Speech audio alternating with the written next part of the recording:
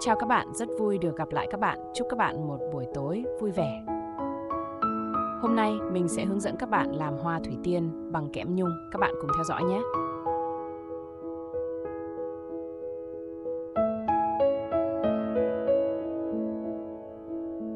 Nguyên liệu để làm một cành hoa thủy tiên mình đã để ở phần mô tả video. Các bạn chuẩn bị giúp mình nhé.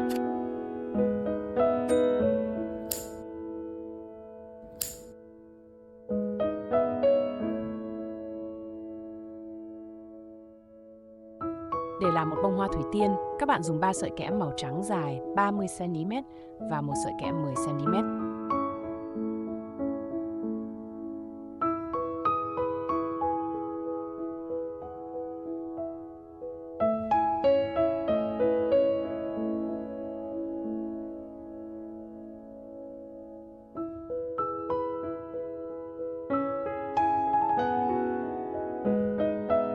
Phần này các bạn đo giúp mình 4 cm.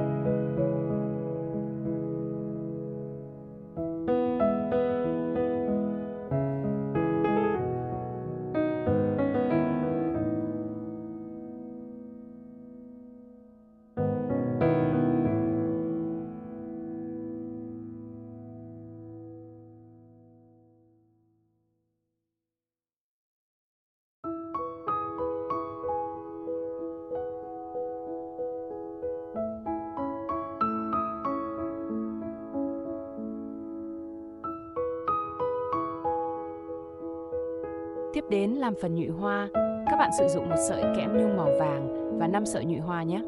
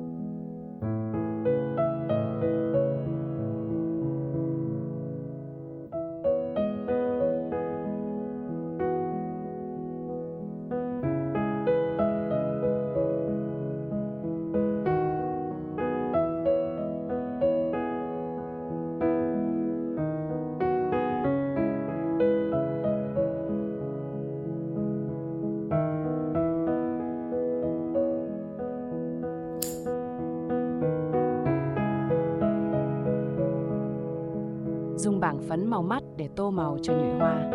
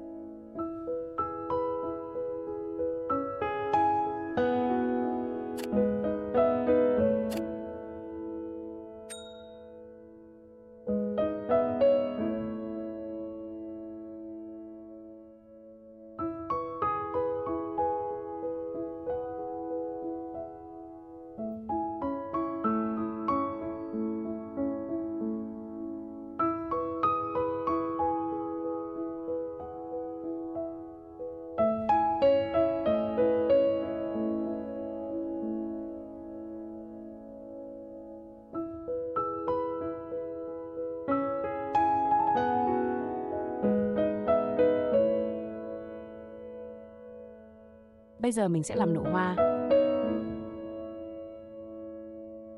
Các bạn bẻ đầu sợi kẽm 1 cm, sau đó đo đoạn dài 3 cm, rồi gập lại 5 lần.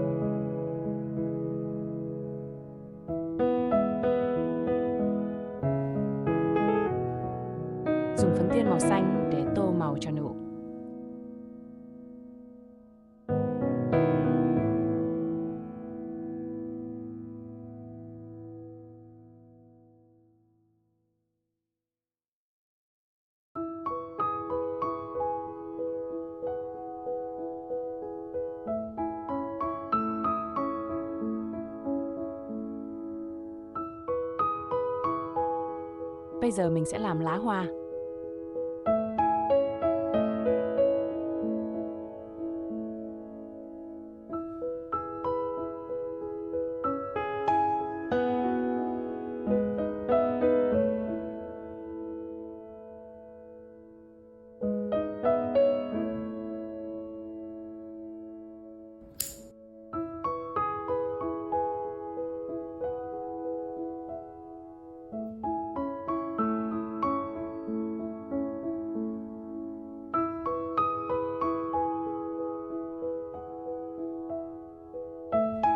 Cuối cùng mình sẽ ghép cành các bạn nhé.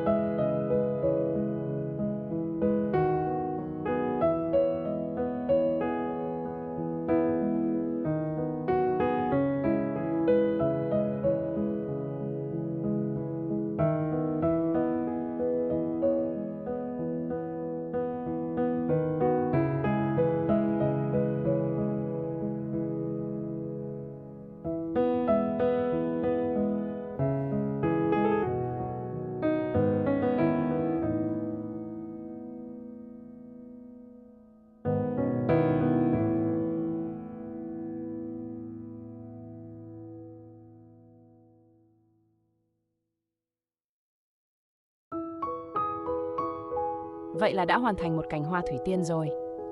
Chúc các bạn thành công! Nếu video hữu ích, các bạn nhớ đăng ký kênh, like và chia sẻ giúp mình để mình có thêm động lực làm nhiều video hấp dẫn hơn nữa nhé.